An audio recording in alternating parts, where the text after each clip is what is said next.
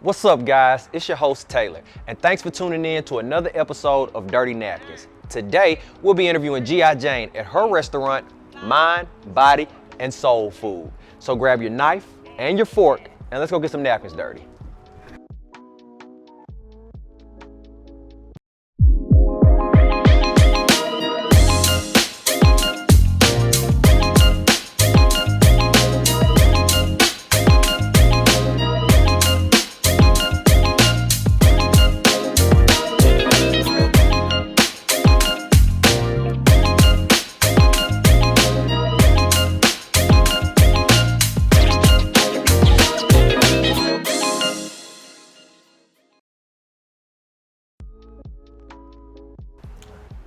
Welcome back to another episode of Dirty Napkins. Today we're sitting down with G.I. Jane.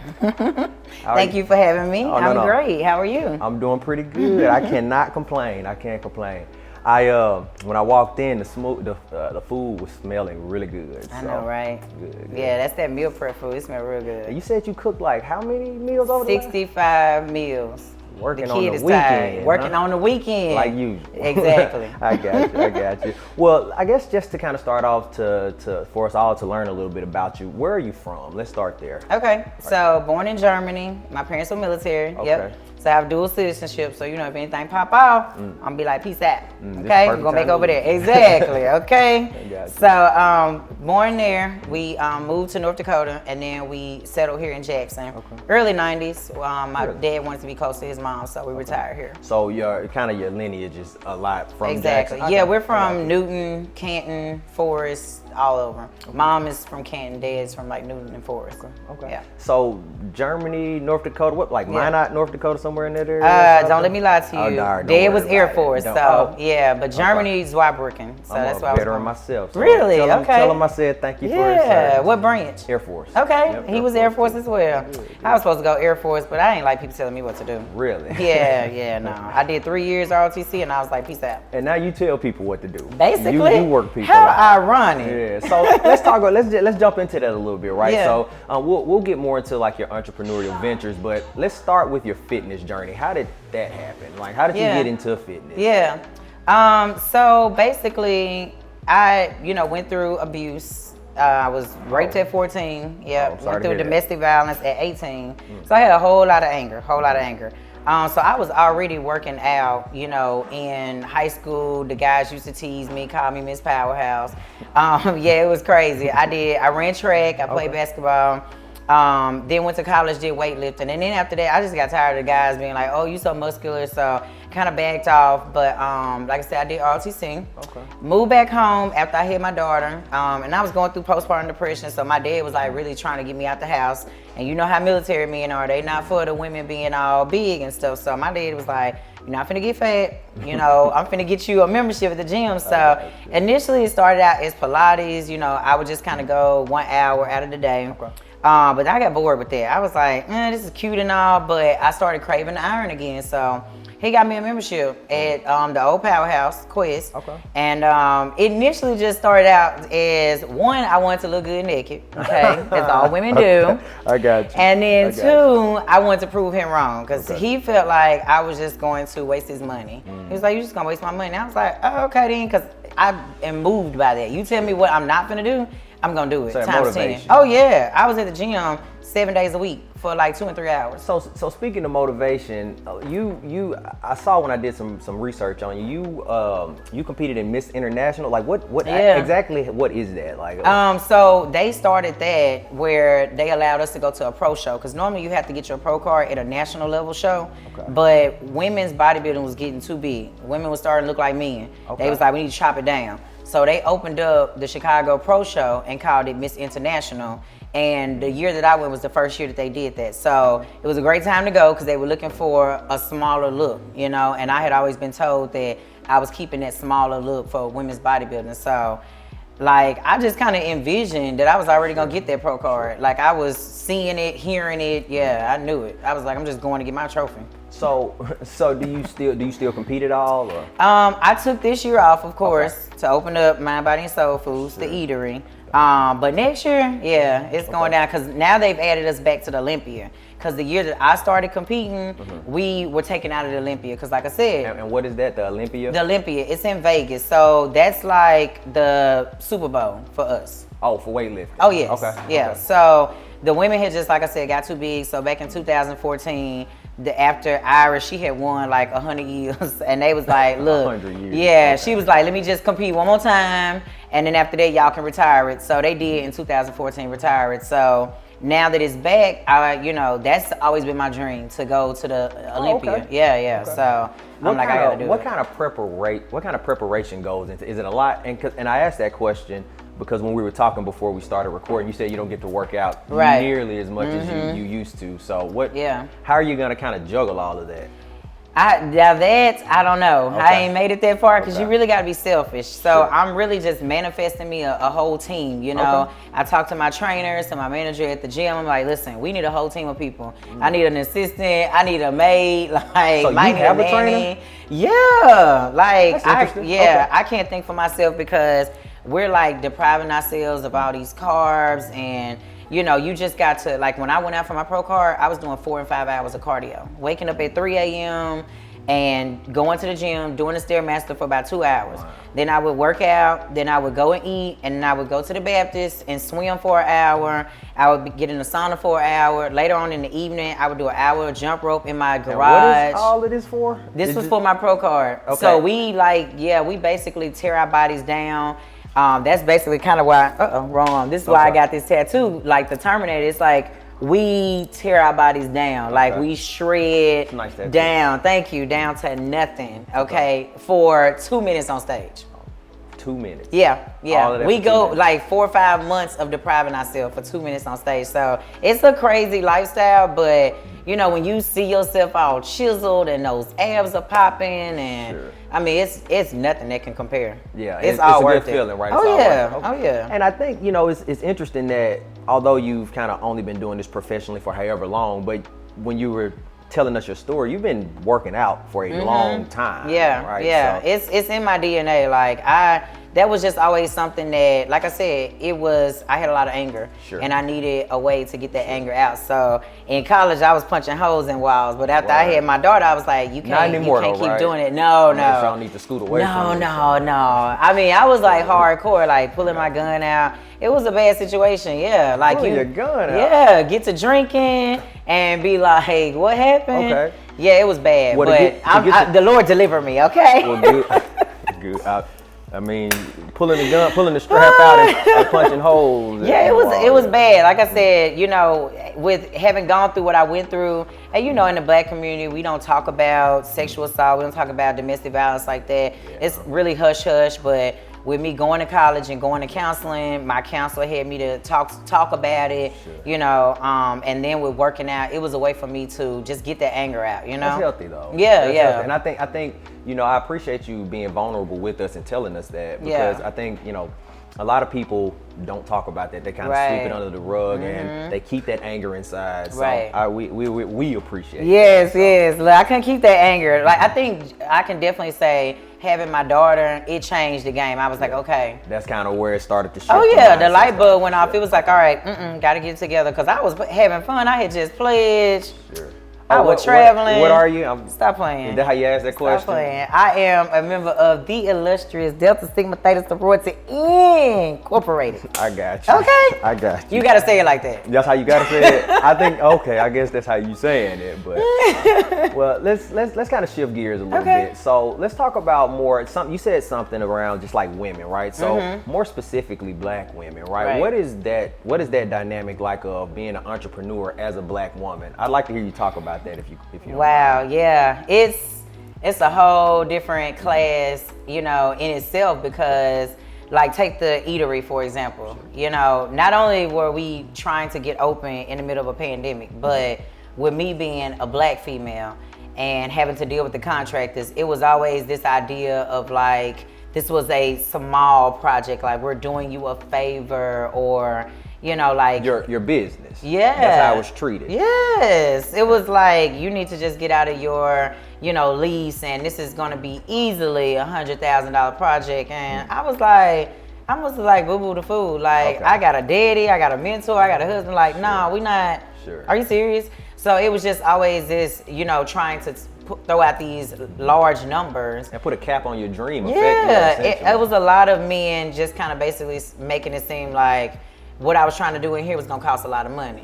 But thank goodness that I got that smarts that my daddy instilled in me, because he's an entrepreneur. Okay.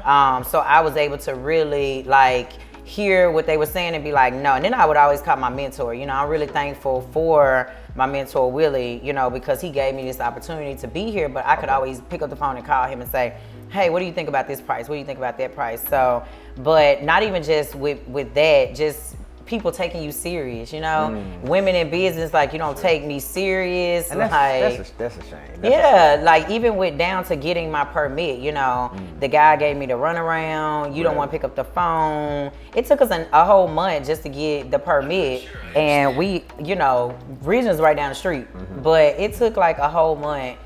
For us to get all that done, because he wanted this and he wanted that, and then you wouldn't answer my call. It was like I wasn't a priority, and I'm like, dude, my money is green, just like. I got you. Right. And so it was a process, very stressful, because with the gym it was easy. We got in there, we threw some paint on the wall, and we called it a day. So the gym was before Mind, Body, and Soul Food. Absolutely, right? Okay. Yeah. So which one would you say then was more challenging? Definitely the eatery, because like I said, COVID happened, and then we had to shut everything down. And so I had to make a decision to keep going and spend that money that I had in reserve. But I was always taught by other men, to keep something aside, for a rainy day. Yep. And so I always had this idea, this is what's in the account, I'm not gonna touch it. So when it started getting low, I'm like, no. So I had already, said I was gonna shut things down. And I told the contractors, don't touch nothing until afterwards. But then, of course, when we started back again, the contractors had moved on to bigger jobs. So, it's been a challenge being a woman and being a black woman in business for people to take me serious. But look at what you got though. You got two businesses effectively running them both, and just in the time we've been sitting here, a ton of people been coming through looking for you, and the way you've been talking to them about what you're gonna do after this is a little frightening, Yeah. It's like, I don't know, some days I'll be like, I don't even know how I get it done, because I play not just in the business world of being the owner and being the trainer and now being the chef by myself, but also being a new wife, only been married a year and a half and having a daughter. Okay. So that's a whole lot in itself, because after I do all this all day, when I go home, I got to spend time with husband, I got you. And I got to be a wife at the end of the day too. So I'm like, how do I balance all of this, Black girl magic, that's what you're doing Black right now. Girl magic. But what I learned is that it's really no balance in it all. It's really just learning to set boundaries. Sure. So I've learned to say no, to have those times for myself. I've learned to get up first thing in the morning and meditate, and I've learned about chakras, and I burn my candles. I noticed the rocks. I'm not into that. I got a friend that's into it, but I noticed the rocks. I've got my altars, and so I have to do all of that so that I can stay centered, so that I can stay on my square, because I'm the one that has to put out the fires all throughout the day. Everybody's coming to me, and I'm like, oh my God. I'm like, well, this is what you asked for. You was always talking about you the boss, and now you got to. boss. Yeah, so that's the biggest thing is, can you handle the smoke? So speaking of can you handle the smoke, right? It's two ways we can go. We can move forward. I want to ask you, y'all ask this first. So going back a little bit, when you're just talking about the challenges you were facing, getting your businesses open, I guess my question for you is, what advice would you give anyone, right? Or more specifically, Black women that are trying to get into entrepreneurship? You met the adversities, you faced the adversity. So what would you tell them to kind of keep them going forward? Definitely have a mentor. Okay. I'm thankful for, I can't really say I have a lot of female, mentors, because a lot of times what I've noticed just here in Mississippi, because I have female mentors outside of Mississippi, but here in Mississippi is that a lot of times they see you as a threat. And they don't want to mentor you. They feel like you're going to get too big. So I do have a lot of male mentors who are business owners. So definitely a mentor, but definitely I should have, because I'm one of them people that just jump. I have an idea in my head, like we were talking about earlier, and I'd be like, let's do it. I don't even think about it. I don't calculate the risk. I don't try to figure out if I got a parachute. I'm like, let's just jump. So I, didn't write a lot of things down. I jumped into this having never known anything dealing with a restaurant. I don't know anything about a restaurant. Really? Yeah, no. So you just jumped right into this? I was just like, cool, let's do it. He presented the opportunity. I had been meal prepping for people. I was gonna say, did you not? Do you like to cook? I love to cook. Okay, the kitchen is my second happy place. So love to cook, but what's your favorite dish then? I love pasta. I'm a pasta girl. I'm a pasta girl. So I was meal prepping for people, but I didn't know anything about restaurants. I should have done more research, so that I could have known, because when I got into it, I was like, oh, wow, this is a whole different beast, like the vent hood and the stoves and stuff. I didn't know anything. So I would definitely say, for them to have a mentor, do their research, write a plan. I've never, and this might sound very naive, but I ain't never wrote a business plan. I just was like, I had said to the universe, to God, I was like, listen, if this is for me, the money gonna drop.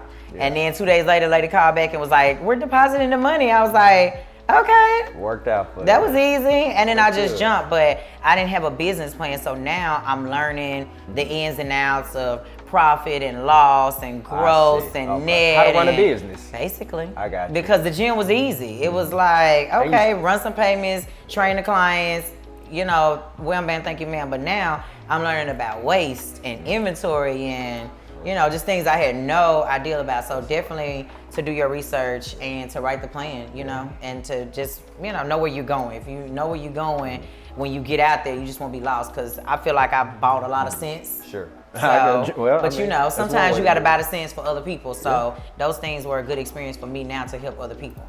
So in reference, and I'll be sure to come back to mine, to your restaurant rather. But I want to go to your gym for a quick second, right? So in terms of all of these, the people that you help, right, with their goals and things like that, what all does your gym exactly offer? Okay. So we offer everything. I like to tell people that we're a one-stop shop. We go at it with a holistic approach. We're a family business. So when they come, you're not just gonna work out. We do a meal plan. We do a grocery list. We have classes. We've started a yoga class. So we've got this thing, baby, is trying to smoke on us, right? We've got a yoga class that we do yoga and meditation. We also have a heel twerk, hip hop aerobics class that we just added. You got it all going. Oh yeah. So I like to just have a close knit. A lot of people think that it's just a female gym, but it's a family gym. I have male clients. I have children that I train. I have elderly people that I train. But I like to get to know my clients. We do things outside the gym.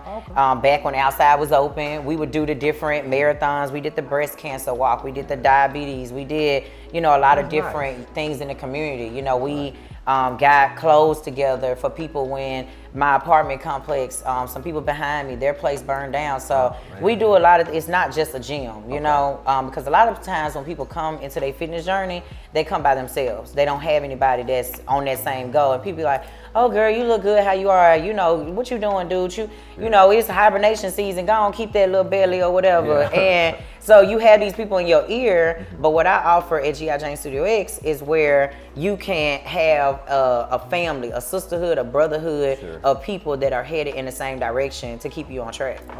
So we have a lot of accountability. We have a group called On Group Me, and we do a lot of things together. That we post our food and our workouts, and we hold each other accountable. The accountability is a big thing. It's a very big thing, because that's why most people quit, because they don't have anybody in their life that's rooting for them, saying keep going. I mean, we're in Mississippi. Everybody's like, girl, forget that. Just come on and eat. That's why I lost a lot of friends when I first started. Yeah. Oh yeah, 7 years ago.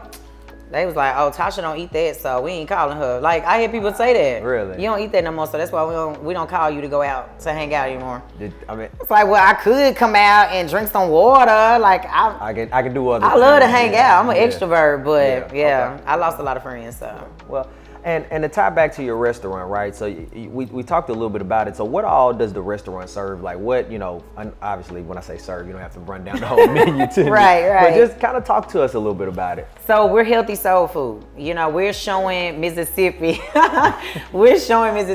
how to be able to eat those things that they love, but in a healthy way. So all of our food is made with vegan ingredients, down to our cornbread, and I got cornbread, vegan cornbread? Yes. I thought somebody said something. Now, explain something to me real quick, right? For the people who are like myself or a little ignorant to it. Like, what exactly is vegan, right? Because you hear vegan, vegetarian, all these V's. Like, right. What so vegan is just like plant-based. Is like if the animal had it, then we don't eat that. So like eggs, that's why vegetarians, they still eat eggs. They cool with that. They don't eat the meat, but they still eat things with eggs in it. Whereas vegans, it's like if it's got eggs in it, we're gonna stay away from it. Okay, because the chicken had the egg. Okay. So like different types of breads. It's kind of really hard to find breads. But the Ezekiel bread is one that, you know, you can find in the frozen food section that doesn't have the eggs and stuff in it. But it is a commitment. Like when I decided to go vegan back in January, I had watched some documentaries on Netflix, you know, the game changers, what the hell. And I was like, what they were doing to them pigs. And I ain't gonna go into it because, you know, you might eat bacon. And so I don't want to destroy your idea of bacon. Yeah, it's gonna be rough. But so I ain't gonna go there about what they doing to the pigs. But I was like, you know what? I don't want no more. So I'm one of the people that goes 0 to 100. I just woke up and was like, that's it. Boom. That's it. I think that's how, you know, it feels like a lot of people end up vegan like that. I have a nephew, he's quite a bit older than me actually, but that's how he went vegan. He read a book or something like that, and after that he's like, oh, nope. But so much has changed for me because I had a weak immune system. I have alopecia, which is an autoimmune disease. It causes your hair follicles to become at rest, and basically your immune system attacks itself. So imagine at 15, I woke up, all my hair is in the bed. Okay. What? Yeah. So kids were very cruel. They just called me a bald-headed bitch on, you know, that's back when Facebook had the honesty box. They all in the honesty box. I forgot about the honesty box. Yeah, they was all in the honesty box. Because they just want to find something, you know, that they could say about the kid. Because, you know, I was a little light-skinned girl from the north side, okay? Going to school on the west side. That's why you had that gun. So basically, like serious, like them, yeah, they used to call me Ghetto Boo. So I was, you know, I was like Lala from ATL, you know, Nunu, okay? Nunu. I was like Nunu. Okay, so anywho. What was I saying? I get off track. No, it's all right. It's all right. I get off track. But to keep going on that topic, so being from Jackson, being from North Jackson more specifically, like what's that dynamic been like for you? Do you feel like the city has received you well, or like, you know, because with this show we talk quite a bit about Jackson, but I just want to talk to you about what's your opinion on how, you know, the city has kind of, you know, taking you in as far as your businesses go, or just your overall thoughts of the city in terms of starting and running a business. Feel free. I mean, you know. I love my city. You know what I'm saying? Because it's Jackson. You know, it's Jackson. I love the city as a whole. Sure. But after high school, I was like, I gotta get on down. I gotta get on down. Yeah. Oh yeah, like. To this day, I have yet to go back to my alma mater. I just can't. What? I can't. It was like the worst 4 years of my entire life. Like, if I hadn't been in the band and been, you know, with Shrek, it would have just, because like I said, I was going through a lot. I'm a band guy myself. Yeah, I was in the percussion section. I played the piano for 20 years, so I played the bells. And you know, Jim Hill had the marching bells. So that was the only thing that really kept me sane. But having gone through that abuse, and being in the place that I was in, you know, back then, and people not knowing why I had an attitude, why I had all that anger, the teachers just kind of labeled me. You know, teachers label kids instead of finding out what's the root of this anger, of this attitude. So that was just a lot in itself. And then, like I said, kids, you know, joking about my hair, and then me. And that was sensitive for you then? Oh, most definitely, because, you know, wigs back then were like Tyler Perry. You know, they was all shiny, the ones with the little microphone hanging out of them. So it was like nobody was wearing these lace fronts. Nobody was wearing cute turbans. So I just didn't know what to do. What, like, you know, like the cute turbans that a lot of us wear now. But none of that was in style back in 2005. So it was just kind of like my beautician was still perming my hair, and you know, it was just a mess, okay? And so I ran up out of here, you know what I mean? And so even with my business, I went to Ole Miss. Okay, I got you. I did. So I got a lot of gripe from that too, of course, because it's like, oh, you didn't go to HBCU. And I'm like, first of all, my entire family went to Ole Miss. We got history there. My uncle was the third black to go, the second black to graduate. My other uncle was the first black to commission from the Army. The other uncle was the first black to commission from the Navy. So we got deep-rooted history at Ole Miss. Exactly. So I had to go. I mean, the Klan came, and I got a chance to march. So that was for me like a big moment in us, you know, changing a lot of things at Ole Miss. So that's the reason why I went. And I'm glad I went because, you know, at a predominantly white school, they talk about a lot of things. We talked about abuse and domestic violence and counseling, things that we really don't talk about in the Black community. You know, you start talking counseling and therapy, you like, oh, it's like taboo. You know, most people like, nah, I'm not doing that. My mom still tells me I see a shrink every week. Okay. She's like, you still seeing that shrink? And I'm like, you why know, is it such a bad thing? Why is it such a bad thing? Yeah. So, you know, I did. I ran out of here, went to Ole Miss, majored in psychology. When I came back, it was cool. I had to kind of find my place again, though, because it was like, where do I fit in here, you know? So the gym did give me that thing, you know, that community, niche. yeah, Exactly. You know, a lot of people started seeing me in a new light, wanted me to train them, things of that nature. Now that I've opened up, though, you know, I've had how you kind of got started on the gym path? So you started off training people. Were you were doing that like independently while you were working at the I was doing it at Quest. Yeah. The owner had come to me and offered me a job as a manager. He just said I had that look. I ain't know nothing about it. I was a stay-at-home mom. So I was like, okay, cool, it's some money, you know. Yeah. And so in that, I was supposed to be at law school, okay? This was not my dream at all. I was supposed to be a lawyer or somewhere working SWAT or for the FBI, okay? What? Yeah, kicking down doors. That's what I wanted to do. I got you. But it's adding up now. Okay, but my husband, he wanted to own a gym. And so, you know, I was always raised to be that woman that just kind of like, you know, pushed her man, her husband, stand behind him, all that type of stuff. So I took that dream and I was like, I'm 0 to 100. So I ran with it. I was like, cool, let's do that. So that's where the gym came from. Okay. Like I said, I was meal prepping for people. Yeah. I initially wanted a food truck. Okay. But then this opportunity presented itself when the owner offered me this spot. I got you. So I was like, okay, let's do a restaurant. I can say I've had a lot of support from the vegan community. But I do get a lot more support from people that are out of state. You know, when I ask people like, how did they hear about you? You know, how did they hear about us? A lot of people have come like from Atlanta, Chicago, that, you know, show a lot of support. You know, the food groups, they help. You know, we can't post in Jackson because we're on the opposite side of county line. So tomato, you know what I mean? I'm like, whatever. Like, is it that petty though? Yeah. Really? Oh yeah. The food groups, like, don't do that. Okay, they got all kinds of rules. Like, so yeah, so we really, you know, I wish that we could have more support from our Jackson people. You know, so hopefully the more we get the word out, we can get more support, because we haven't gotten a lot of support from Jackson, you know. And then it's Mississippi. We opened up a healthy soul food in the unhealthiest state, you know. So I'm just trying to show people that they can have things like collard greens, cornbread, you know, and it be healthy. You know, we don't use fatback and all that. We don't use eggs. I even learned how to make vegan macaroni and cheese Saturday, and it was amazing. Okay. Oh, it was amazing. I'm gonna have to give the food a shot. I'm telling you, it smells amazing, right? I know we're getting this done on one of the days you aren't open, but so another thing I want to talk to you about, and I'm wrapping up here. Okay. But I want to talk to you a little bit about all the CBD stuff you got going on. Can you again, you know, I ask a lot of questions. No, I love it. I tend to be inquisitive. So what exactly is CBD? Okay. So CBD is it comes from hemp. Okay. But it's not psychoactive. Whereas THC is psychoactive, cannabidiol, okay, is not.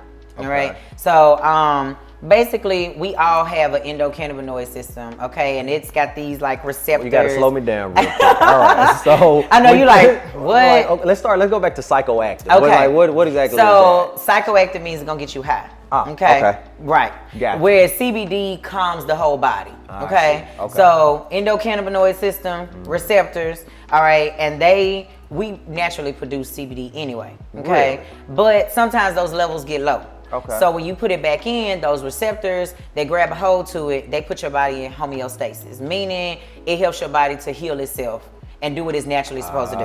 Okay. So that's why when I started to really research CBD and to take it a lot, my hair started growing back.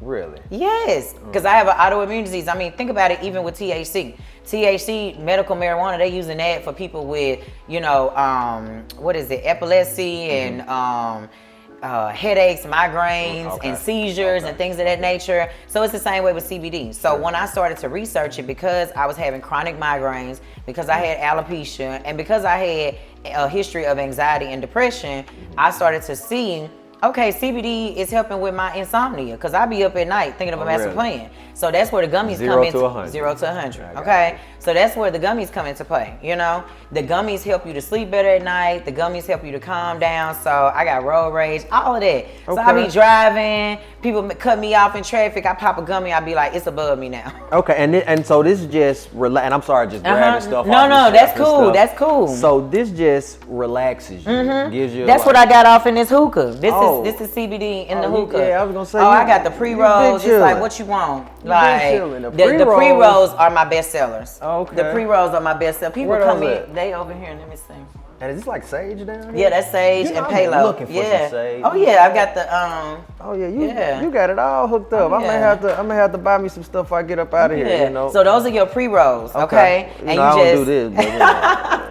But, I'm listening though. I'm listening. But you can even make tea with it. So we got, we make the tea, and like I said, it calms you down. It helps with any anxiety, any depression, any insomnia. Like my nephews. One of my nephews has ADHD, and so I put my brother on it, and now that calms him down, because I really want to educate our people, get our kids off this medicine. They pumping our kids full of this medicine, making them crazier than they already are, because if they off of it, then they just all over the place. But that CBD helps to calm him down. I have another cousin, she's autistic, and my cousin gives her the gummies for her to go to sleep and to calm her down. So I mean, you can use it for anything. So you obviously, I mean, you look like you're a retailer, so you believe in it. I got you. Okay. I'm the CBD queen. Okay, I'm the plug. I got you. I'm the plug. I'm just waiting on them to go ahead and let us go and grow this thing. I was just gonna ask you, like, so how does that business work for you right now? Like, are you like, obviously you can sell it, but like, where do you get this from? Like, I just have different distributors, that I get it from out of state. Do you get a lot of pushback, or is it pretty easy to kind of pull off now, or as far as selling it? Yeah. Oh yeah, like when I went to Ridgeland, I was like, now I sell CBD. They was like, you can sell anything CBD except for the oils that go in the vape. I was like, okay, cool. Okay. So I was game. So like I said, when I get ready to start growing it, I'm gonna be ready. I want to have CBD, cigars, all of that. Like, I'm the CBD plug, okay? All right. Well, I guess, and to go ahead and end this, I know you got to go work out some people. I hope you don't kill them people too bad, man. Give them a break today, I told you, this is like the only day I get. Sometimes I get Wednesdays if it's slow here at the restaurant, but they got to know to stop coming on Monday. Oh, they love it though, because that's the only day they get with me, so they love it. They love to feel that pain, and then I be sore for 3-4 days after too, so, but that gives us that time with me, because the way I set up the gym is where I have a team of trainers, so I want them to see the pastor, but not get to where they like, oh, we not coming because the pastor not preaching. You know how we do in the South. Who preaching today? Yeah. Oh, no, I ain't going. I ain't pulling up. Nah, he talked too long anyway. Oh my God. So just to end this out, like I said, I got 2 questions for you. One, my first question for you is like, what's next? What's next for G.I. Jane? Oh man, that's a good question. It's so much. I definitely want to write a book. I want to even do like an ebook, like how to market, how to start a business. I've learned so much during the pandemic. Yeah, how to help people, because like I said, I just jump out there and do things. We were talking, I want to do a podcast. I just want to get out there more where I can share this story, because it deserves to be shared. I think. I hate to cut you off, but fine. I mean, there's a lot that you've talked about in this short time we've sat here that I think a lot of people need to hear, and and hopefully that they hear it through this, so it helps some people. So I definitely think you should do everything. We got some work to do here in Mississippi, and I'm, it might seem naive to think that I'm gonna have a part in changing, but I feel like, we can change the face of Mississippi, where we're not the #1 for childhood obesity, hypertension. Like, we could be the next Atlanta, I agree. Yeah. Well, that's all I have for you. Okay. Well, if you don't have anything else, we'll no, because I could talk your ear off. We could be here all day. You'd be like, okay, and cut. If you didn't have to go work out, we would open this up some more. So that's good. That's good. So tell us in that camera there, but tell us where we can find you on social media, where you want us to follow you. I got so many pages. It's just unreal. That's why I need an assistant. Okay, find me that. All right. So Instagram, I am G.I. Jane. So that's G_I_JAN, the number 3. Okay. We're also Mind, Body, and Soul Foods on Instagram. So that's mind_body_and_soul foods. Okay. Same thing on Facebook. On Facebook, I'm Natasha Williams, IFBB Pro, and that's Natasha with a C. Now you said we couldn't use your name because I know. Well, they can try to follow me, but I got too many followers on Facebook. Facebook be tripping, But I do have the G.I. Jane page on Facebook, so that's just straight G.I. Jane, no 3. It's just G.I.J.A.N.E. We have the Mind, Body, and Soul Foods on Facebook, and we have the G.I. Jane Studio X on Facebook. So we have a lot of pages. I don't do Twitter because I used to be like, ratchet back in the day when Twitter first came out. So I don't know what to tweet about now. So I have Twitter, but I just don't know what to tweet about. So I don't want y'all to know that side of me, so I just don't tweet. Fair enough. Well, G.I. Jane, I appreciate the time. It's been a pleasure. Thank you so much for having me. Next time. Yes. Thank you. Thanks for watching another episode of Dirty Napkins. This conversation with G.I. Jane was much needed, and I hope you enjoyed it as much as I did. Be sure to follow us on all social media platforms @Dirty Napkins. Until next time, it's your host, Taylor.